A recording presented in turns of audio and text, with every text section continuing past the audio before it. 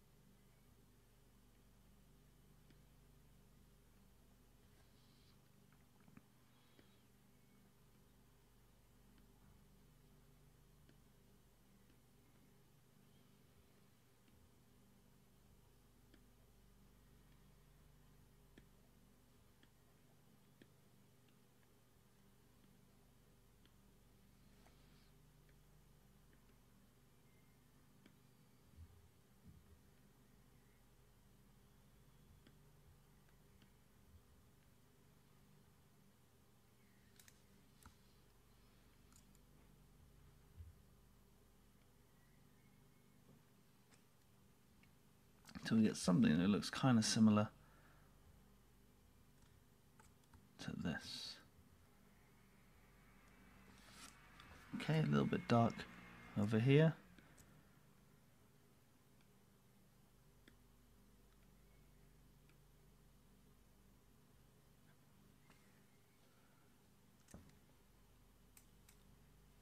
Okay, looks pretty good. Now I just want to work on this little area here. It's a little bit too disjointed, so I'm just going to grab this like so.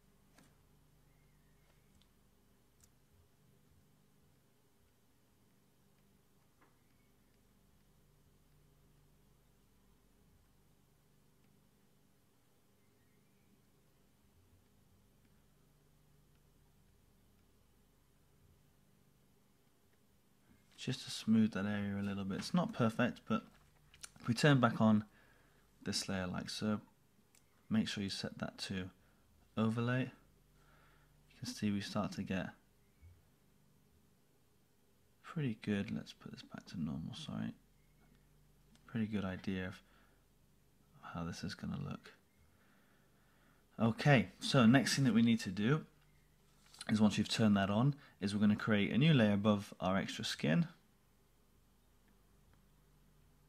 And we're going to call this shadow.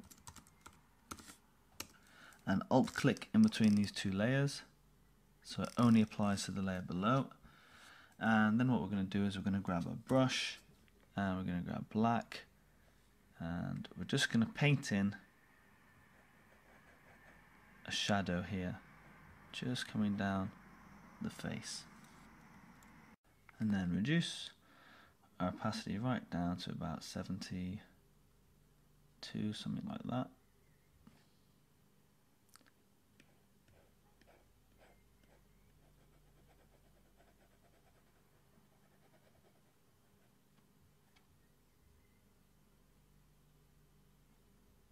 Okay, let's zoom out and have a look how that looks, and that does not look great at all.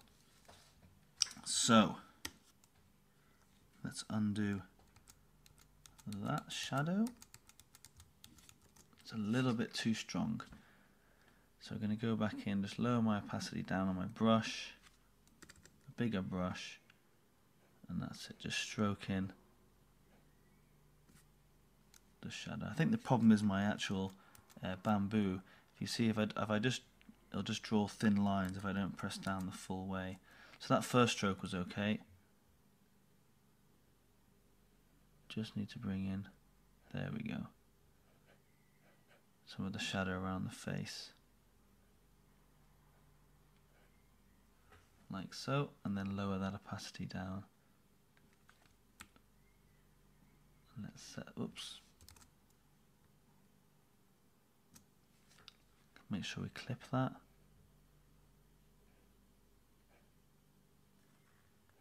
Okay, that looks much better. Okay, the next thing we need to do is to create another layer above our faceless subject, which is our face. And we're going to call this, excuse me, paint background. Make sure you've got black set to your foreground color, and then we're going to start painting some splats onto the background here. So just go down, grab one of your brushes. Again, I'm going to grab, let's see what this one looks like. That looks pretty good. And I'm just painting that in. Again, increase the opacity of your brush back up to what it was.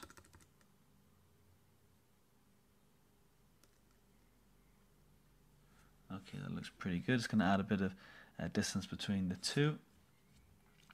And then what we're going to do is we're going to add a shadow to the whole of our face, the whole of the paint that's hitting the face.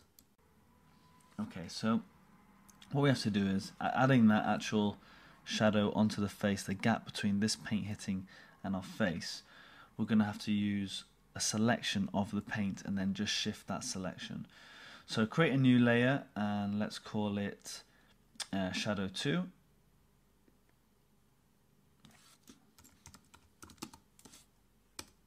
And click on OK. And then we're going to command click on our paint map so we get that full selection. And then make sure you're still on Shadow 2. We're going to fill the selection with black. Like so. Then what we're going to do is, again, making sure that the selection is still active, we're going to click on Create Layer Mask right down at the bottom. And then we're going to invert that selection as well. So Command I will invert that selection. Now, to actually get this, we need to turn off the link between the two layers. So just check that little link on and then make sure it's set to off. So just disable that link. And then we're going to Command T our background layer, free transform it, right click, go to warp, and we're just going to bend it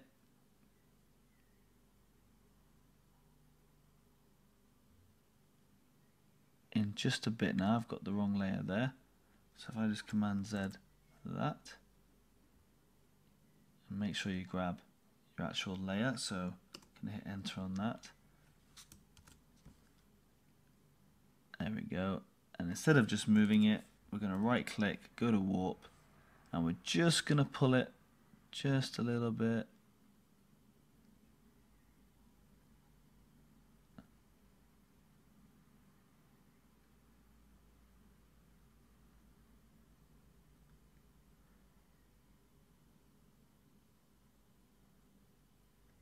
Okay, hit enter, grab the eraser tool and get rid of all these bits that we don't need.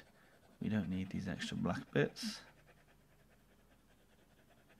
Okay, we're only looking for the shadow on the face really. Just to add, if I just zoom in on the face, there's a little bit of shadow around the sides. You might want a bit at the top, but I think for this particular splatter, and obviously no splatter is going to look the same. It doesn't actually need it up there and up on the top. Let's just zoom into 100% there. And if it's a little bit too strong, then just lower the opacity down again to around the 70s or something like that. Now, obviously no two splatters are the same. You might want to add some splatters to this. You can just go back again with the brush tool and add them off to the side. But I think overall you get a pretty cool effect with this, and the time you spend with the cloning out and the use of the high res brushes and getting those placements really well, you end up with a really cool picture.